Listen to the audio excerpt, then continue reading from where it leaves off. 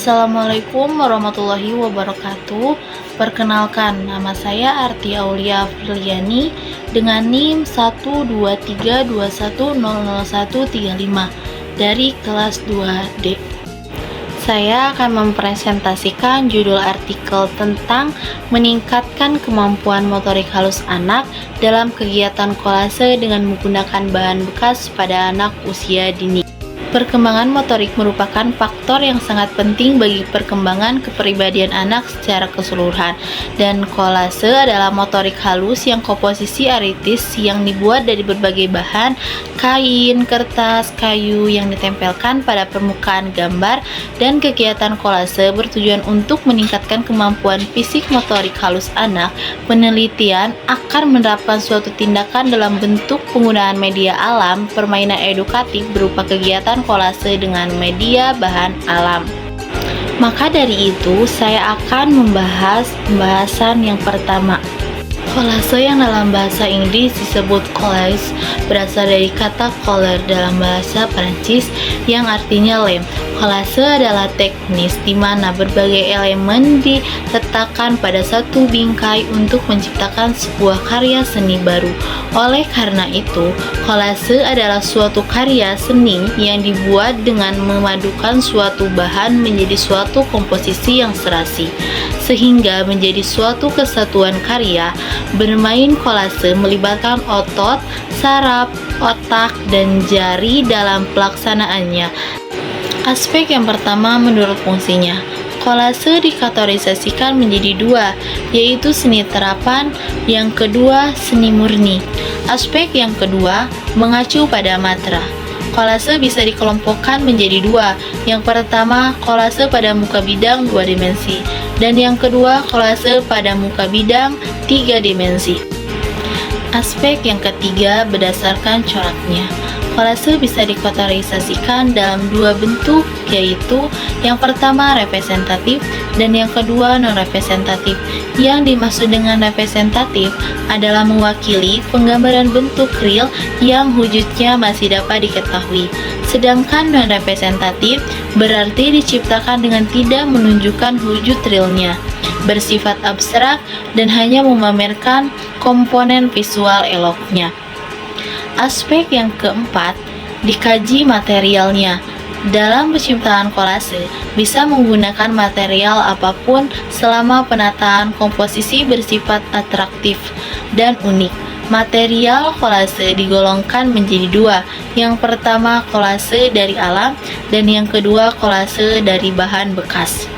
Tahapan yang pertama, perencanaan mengenai gambar yang hendak dibuat. Yang kedua, mengakomodasikan peralatan dan material. Yang ketiga, penjelasan dan pengenalan nama, peralatan yang diperlukan untuk keterampilan kolase, dan terkait dengan teknis penggunaannya.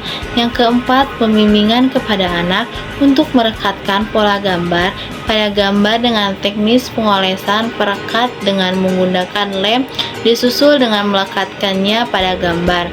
Yang kelima, penjelasan mengenai posisi untuk merekatkan pola gambar yang tepat dan bersesuaian dengan bentuk gambar. 6. Pengulangan latihan dimaksudkan agar motorik halus anak dapat tertempa karena aktivitas kolase melingkupi gerakan-gerakan kecil meliputi mengelem, menjepit, dan merekat benda kecil agar koordinasi tangan menjadi terampil. Yang pertama, penggunaan jari dimaksudkan untuk mengembangkan motorik halus anak seperti merekatkan, memotong, dan menggunting untuk mengajari anak-anak keterampilan motorik secara terperinci. Dengan aktivitas ini yang dilakukan secara teratur, jari-jari anak akan cukup kuat untuk memegang pensil dan menulis. Yang kedua, membuat bahan untuk membuat kolase. Menumbuhkan kreativitas pada anak dan menanamkan rasa percaya diri bahwa anak bisa bebas mendesain sesuai keinginannya. Yang ketiga, ajari anak untuk fokus saat memotong gambar. Yang keempat, ajari anak tentang warna sehingga mereka dapat menghafal berbagai warna. Yang kelima, memperkenalkan bentuk untuk membiasakan anak dengan bentuk yang ada agar bisa masuk ke dalam kolase. Yang keenam, perkenalkan berbagai jenis dan bahan untuk membantu anak-anak lebih kreatif mengidentifikasi bahan yang mereka gunakan dalam kolase. Yang ketujuh, perkenalkan anak-anak pada sifat-sifat bahan untuk belajar lebih banyak mengenai apa saja yang dapat dan tidak dapat digunakan oleh mereka. Yang kedelapan, ajarkan kesabaran dan ketekunan agar anak bisa lebih sabar dan aktif. Yang kesembilan, melatih anak untuk merobek dan menempel agar menjadi robekan yang kecil dan terlihat rapi saat menempel. Yang kesepuluh, ajari mereka cara memecahkan masalah dengan membuat poster sehingga kolase menjadi karya seni dan meminta mereka untuk memecahkan masalah secara tidak langsung. Yang ke-11, anak-anak belajar untuk percaya pada pekerjaan mereka sendiri. Bisa diambil kesimpulan, kegiatan kolase menggunakan bahan bekas dapat meningkatkan keterampilan motorik halus pada anak.